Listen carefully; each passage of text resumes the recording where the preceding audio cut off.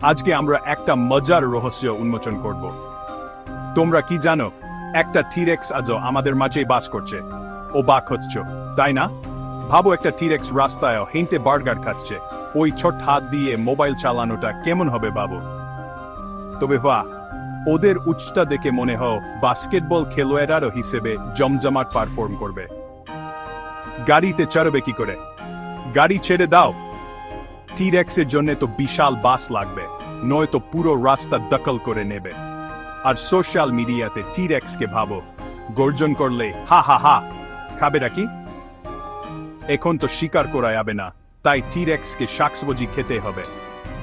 সালাদ বারের দোকানদাররা তো ভয়ে পালাবে, আর থাকবে কোথায়? এত বড় ডাইনোসর কোন বাড়িতে জায়গা পাবে? ওদের জন্য তো বিশাল বাড়ি লাগবে, খুঁজে পাওয়া মুশকিল। তাহলে কি টিরেক্স আজকাল বেঁচে থাকতে পারবে? কঠিন তো বটে, তবে অল্প স্বল্প মানিয়ে নিলে আর জোরে গর্জন করলে সবই সম্ভব। তোমরা স্বপন দেখতে থাকো, ডাইনোসর প্রেমীরা।